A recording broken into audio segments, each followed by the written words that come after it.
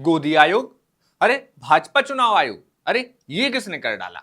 थोड़ा सा तो ठहरो जनाब, सब बताएंगे। नमस्कार, द हिंदी टॉप देख रहे हैं आप और मैं आपके साथ मोहित कुशवाहा। अब तक बिहार की राजनीति में आपने दामाद आयोग की चर्चा पिछले दिनों खूब सुनी। विपक्ष ने आरोप लगाए कि कैसे बिहार के तमाम आयोगों में नेताओं ने अपने दामादों को कुर्सी पर बैठाया, लेकिन बिहार में बहार है बताने वालों को विपक्ष ने चुनाव आयोग के साथ कटघरे में खड़ा कर दिया है। और तो और कटघरा सीधे सुप्रीम कोर्ट का, जहां पर चुनाव आयोग को सफाई देनी पड़ गई।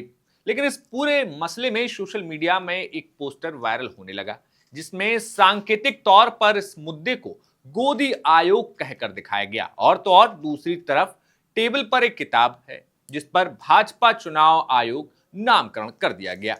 अरे भैया, तंज सिर्फ इतना भर नहीं था। पोस्टर में एक व्यक्ति को सिंहासन पर बैठा दिखाया गया, जिसकी गोद में सरकारी ड्रेस में बैठा एक बाबू दिखता है, जिसकी जेब पर लिखा है ईसीआई। अब हम नहीं कह रहे कि इस ईसीआई का मतलब इलेक्शन कमीशन ऑफ इंडिया है, लेकिन जनता ने इस पोस्टर पर सोशल मीडिया में खूब मौज ली। समर्थ नाम के यूजर ने लिखा कि दूसरी टांग पर मीडिया को बैठना चाहिए था। इसके अलावा भोला 70 नाम के यूजर ने लिखा कि अनपढ़ आयोग भी है। इसके अलावा मनोज कुमार ने लिखा कि गोदी मीडिया के बाद गोदी आयोग। और वहीं दरअसल ये पूरा पोस्टर जो है राष्ट्रीय जनता दल के ट्विटर हैंडल से ट्वीट किया गया था और यहां पर ट्वीट करते हुए लिखा गया था कि मोदी और संघ मिलकर गोदी आयोग के माध्यम से संविधान और लोकतंत्र को खत्म करना चाहते हैं। हैशटैग बिहार। आपको बता दें कि इन दिनों बिहार में चुनाव पुनरीक्षण सर्वे को लेकर हल्ला मचा हुआ है। बिहार में स्पेशल इंटेंसिव रिवीजन यानी कि एसआईआर के तहत वोटर लिस्ट की जांच की जा रही है। इस प्रक्रिया में नागरिकों को दोबारा दस्तावेज जमा करने की और अपनी नागरिकता, पहचान और निवास साबित करने के लिए कहा जा रहा है। इसमें खास बात यह है कि 2003 से पहले मतदाता सूची में दर्ज लोगों को नागरिकता का अनुमानित प्रमाण माना गया, लेकिन 2003 के बाद जोड़े गए मतदाताओं से अतिरिक्त दस्तावेज मांगे जा रहे हैं। इससे लाखों लोगों को अपने ही देश में अपना भारतीय होना साबित करना पड़ रहा है। इस पूरे मामले पर विपक्ष की तरफ से राष्ट्रीय जनता दल, कांग्रेस और वाम दलों का आरोप है कि यह प्रक्रिया जानबूझकर खास समुदायों और वर्ग को निशाना बनाने के लिए की जा रही है।